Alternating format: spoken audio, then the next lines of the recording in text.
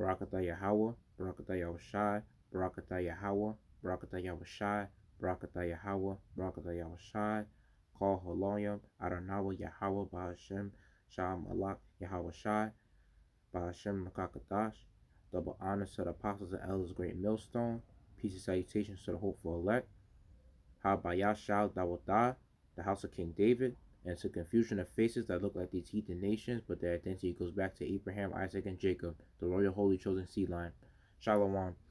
Alright, so I'm going to talk about like the confusion of faces, that topic. I'm going to get into that topic amongst Japan, because there's confusion of faces like, scattered across the four corners of the earth. And um one thing with confusion of faces is that they look like the heathen nations, like like I was saying in the chant, like in my prayer, before I do the videos. But they go back to Abraham, Isaac, and Jacob, the royal holy chosen seed line. And it was a curse in the Bible that how our people would eventually, that we will be scattered because amongst the heathen. So, and that's what the Most High said. In the Bible, He told us that our people will be scattered. But let me just go to the to the article and read this real quick. It says the Ainu are. I'm gonna first discuss about the Ainu. Then I'm gonna discuss the Burakumen, which are like they're pretty much Japanese outcasts, of the society. And it says the Ainu are an ethnic group distinct from the Japanese that live today almost exclusively on the northern Japanese island of Hokkaido. They were traditionally hunters, gatherers, and fishermen. They did not practice rice farming like the Japanese.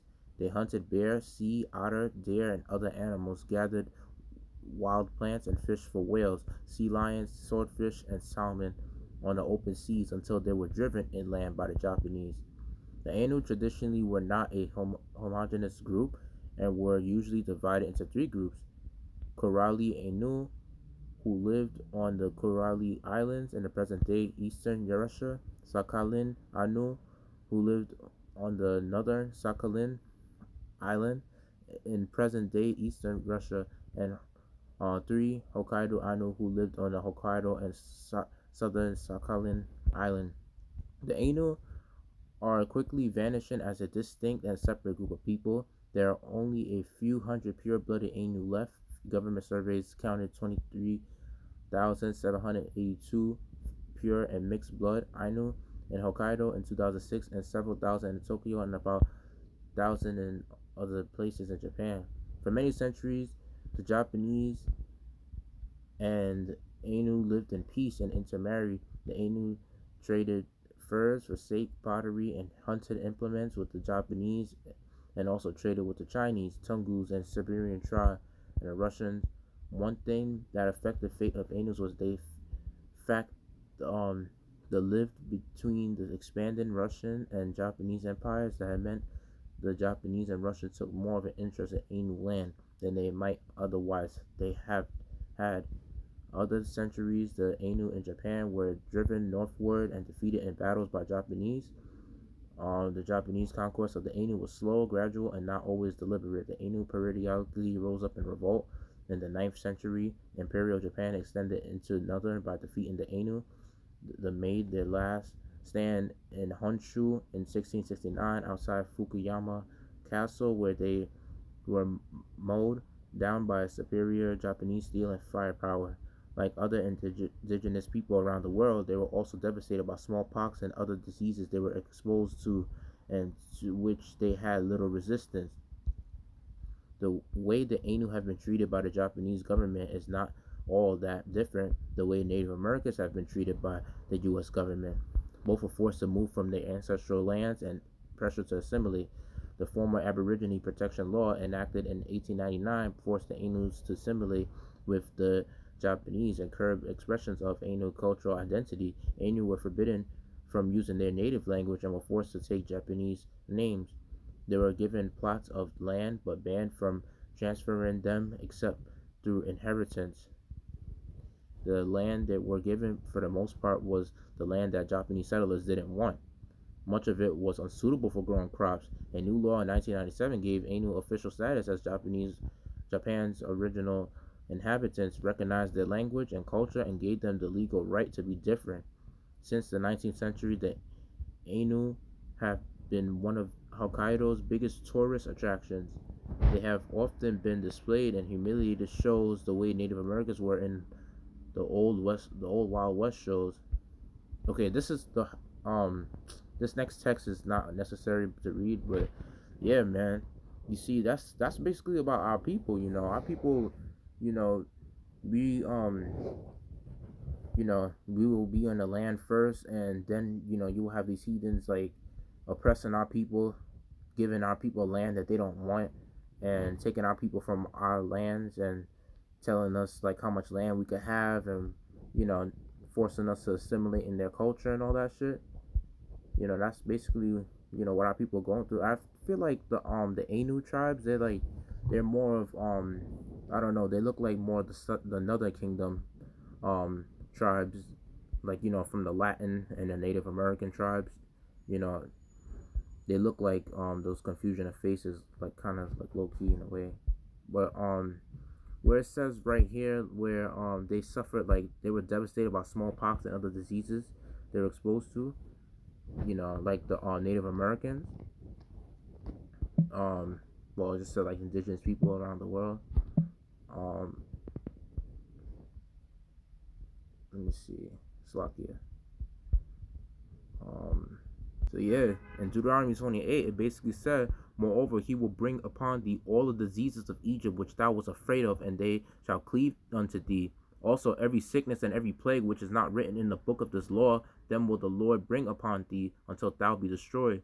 And ye shall be left few in number, whereas ye were as the stars of heaven for multitude, because thou wouldest not obey the voice of the Lord thy God." And let me see. It says, "And it shall come to pass that as the Lord rejoice over to you to do good and to multiply you, so Adonai will rejoice over you to destroy you and to bring you to naught. And ye shall be plucked from off the land whither thou goest to possess it." You see, and that's what happened to these people too. You know, and the Lord shall scatter thee among all people from the one end of the earth even to unto another, unto the other, Salakia. And there thou shalt serve other gods, which neither thou nor thy fathers have known, even wood and stone. And among these nations shalt thou find no ease, neither shall the sole of thy foot have rest, but the Lord shall give thee there a trembling heart and failing of eyes and sorrow of mind. So yeah, you see, these heathens, they continue to oppress our people, and it shows you that this is the curses that the Most High had our people going through because we didn't follow the laws and commandments. So we were scattered, and then we lost our original, not a lot of we lost our heritage, and some of our people even lost their original look, and that's why they look like these heathens. Like the Ainu people, they look like these heathens, and the Barakumen as well. But let me go to let me see.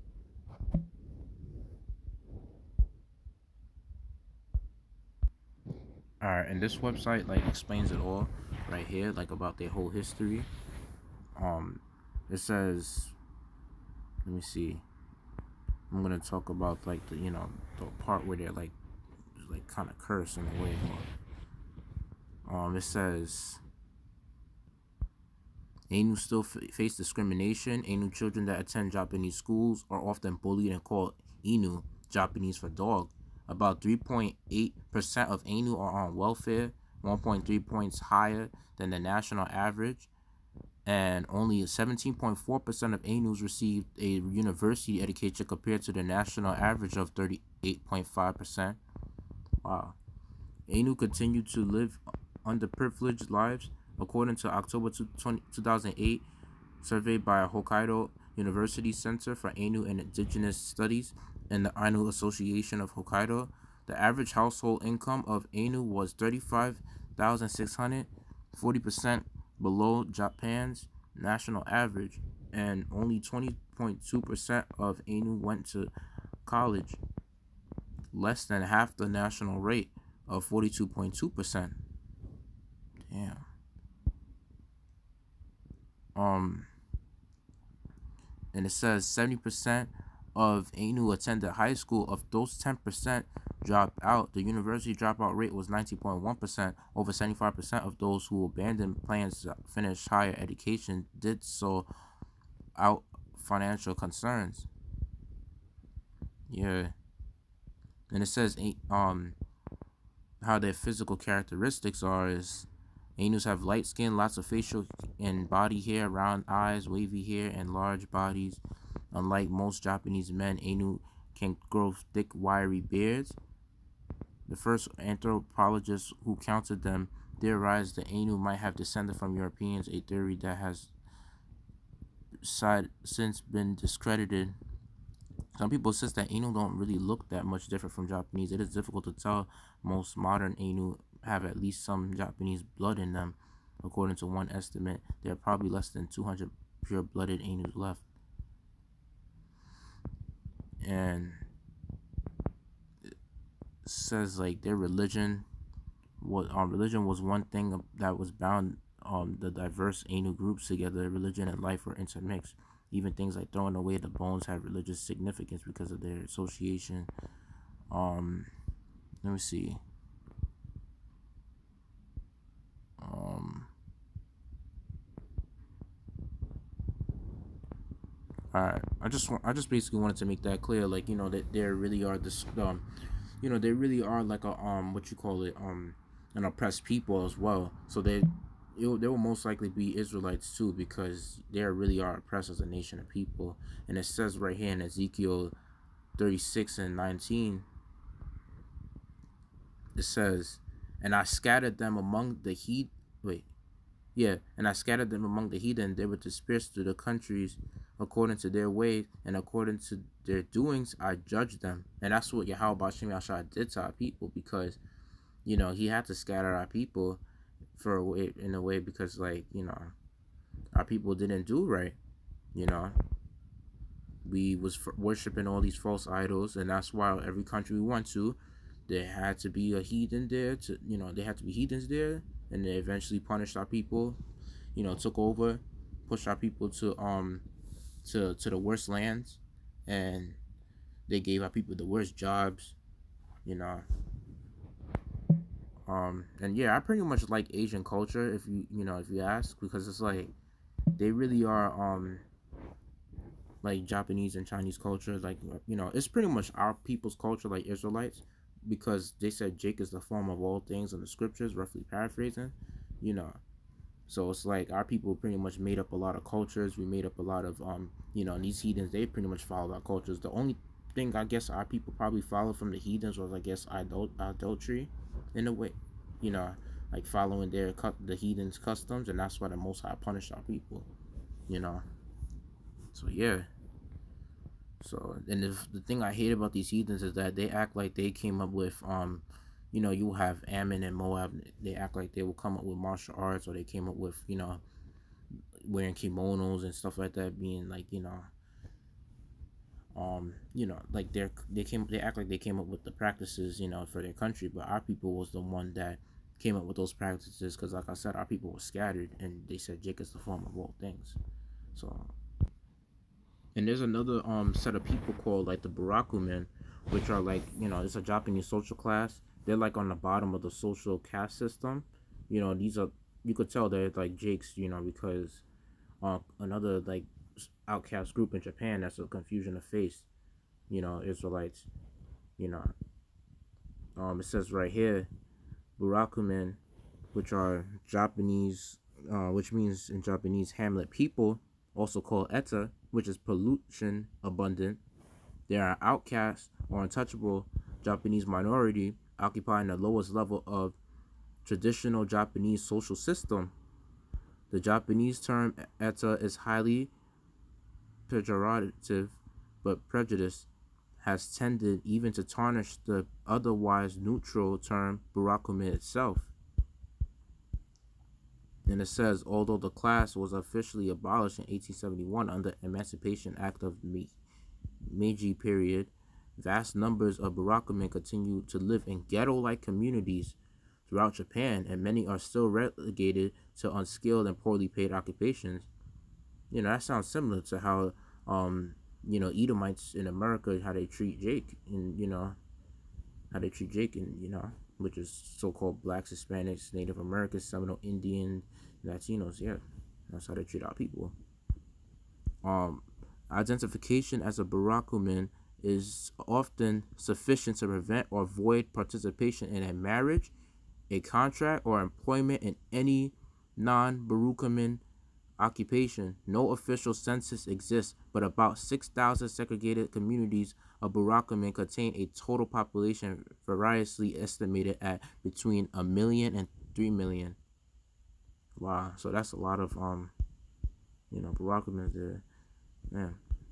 And it says several fanciful theories about their foreign origins were once popular. The scholarly consensus is now that the original Barakuman were simply impoverished Japanese who had drifted into beggary or lowly occupations, especially occupations tabooed by Orthodox Shinto and Buddhism, such as leather making, involving the taking of life during the Tokugawa Edo period, beginning in 1603.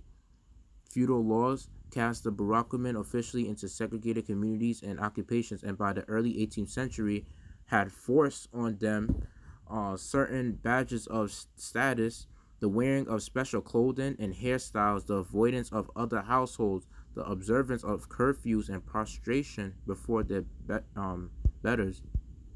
Damn. Although the Barakuman were freed in 1871, little was done to implement their freedom, no more perhaps than was done for U.S. blacks after America's Civil War. Not until the 20th century did groups of Barakuman begin organizing for their cause. In 1922, a national organization, Suihisha Organization of Laborers, was created and engaged various school boycotts, tax revolts, and other protests until its disbandment in 1941. After World War II in 1946, a more militant and politically active organization was formed, the Kahu Zangoku or Linkai All Japan Committee for Buraku Liberation, which in 1955 was renamed Buraku Kaho do Mi Buraku Liberation League. Its leftist orientation, however, alienated more conservative Barakuman leaders. Thus, in 1960, a rival national organization, Dowakai, was founded. It came to be led by liberal democratic politicians, some of whom were elected to the national diet. A third organization, the Sengoku Buraku Gaho Ondu All Japan Buraku Liberation Movement, was formed in 1976. Damn. Wow, it's hard pronouncing those words. Get you tongue tied. Yeah, so this is like, they're also suffering too, the Barakuman. You can't say that these are not our people. This is definitely our people. Our people over here suffering all over the four corners of the earth. And this is like a video. Wait, let me see. Barakuman.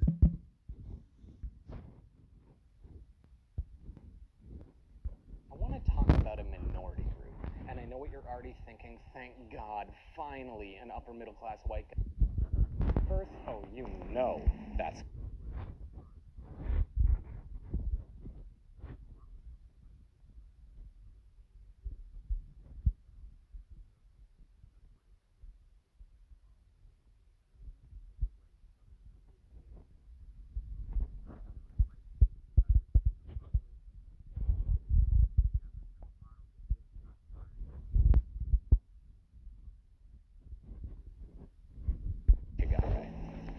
the Eta and the Hinin were now socially, religiously, and perhaps most importantly, legally on the bottom.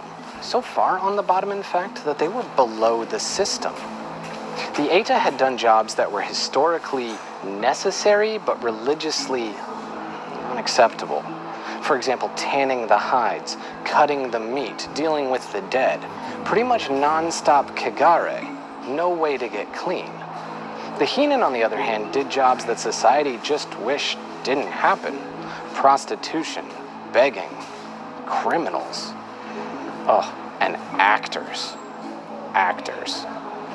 The Hinen weren't really committing kagare, but it kind of felt like they were. Between Buddhism and Shintoism, they were definitely doing something wrong. And so soon they were lumped together as Japan's untouchables, or as they would later be known as, the Barakumin. They were so far down the social ladder that they weren't even counted on the census. One official referred to them as 1/7 of a human. Barely even people. To distinguish them from the rest of the population, the government made them wear their own clothes, moved them into their own neighborhoods, and even sometimes tattooed them to show their criminal or antisocial behavior. Ostracized, their language even began to change. Not allowed to own farms, change their status, or marry outside their social caste, the Barakumin become a people within a people. Despite being genetically identical to the Japanese around them, they're actually referred to as racially inferior. The average person is no longer willing to see themselves in the reflection. With limited prospects for the future, the Barakumin began to criminalize. As gambling entered society, they were predominantly the ones who ran the parlors. And now, with this limited amount of wealth and power to protect, they formed gangs. Because the government, it wasn't going to protect them. In fact, it was openly hostile to them. So now, almost 3 out of every 4 Yakuza members come from the Barakumin class. They even started to tattoo themselves. What society had viewed as a form of shame, they took as a form of honor. When the Barakumin were given equal rights in the 1860s, that was supposed to be the end of it. But of course, discrimination didn't stop just because the government said it did. It was ingrained as a part of society. So despite the fact that they were completely the same, society had to find a way to continue to oppress them. So these neighborhoods became the last to modernize. Marriage books were invented so that families would avoid marrying into this caste. And on top of that, books were handed around between companies that listed where people were from and last names, so that even though it was completely illegal, these companies would save themselves the shame of hiring an untouchable. In the modern era, these neighborhoods have simply become places of poverty. Mixed in with the historically oppressed class are now mentally and physically unwell, elderly without family, and immigrants from what are considered undesirable nations. They've created almost a new social class, a nebulous class, no longer able to exactly pinpoint who fits into it, in a time when we're supposedly above that sort of thing. It's an evolving idea, but there's no question when you walk these streets that it's happening. Obviously, this isn't a problem unique to Japan. I'm sure in your mind you've already started making connections to your own society.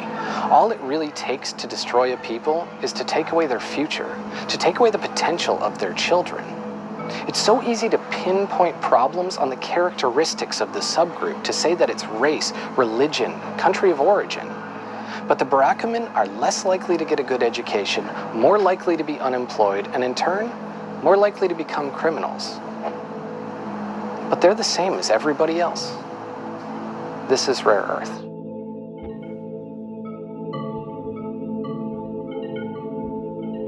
Yeah. So yeah, you see, basically our people, they they're suffering the same as their people too. Well, they're pretty much our people, like but just like in a different country.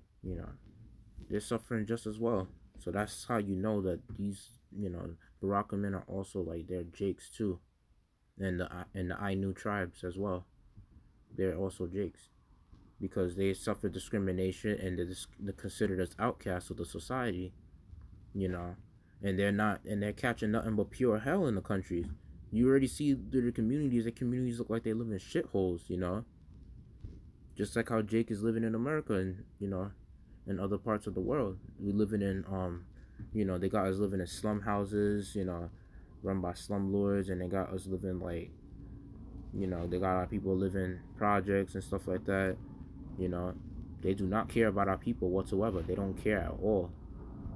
They don't respect our people.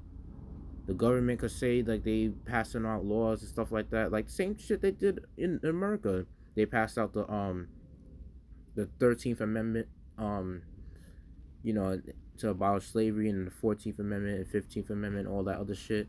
And what did it do for our people? Well, so this day, I mean, yeah, it made our people like, well, in certain states it made them free, but it's like still, our people never got rights because like they still found ways to limit our rights, having our people as sharecroppers in the South and shit like that. And our people still catching hell all around the states, even in the North and the South. It's like they still find ways to limit our people from getting jobs and shit like that. It's really so fucked up. And then if it's our people still suffering, being the last hired, first fired in the job, you know. So yeah, people catch nothing but pure hell. And hope I made that lesson edifying. Like I give all glory, honor to Adonai Yahweh, Bahashem, Shah Malak Yahweh Shai. Double honor to Apostle Elder Great Millstone. Peace salutations to the hopeful elect. Yahweh Bahashem Yahweh Shai. Shalak Rayam. Adawam Yam. Shalom.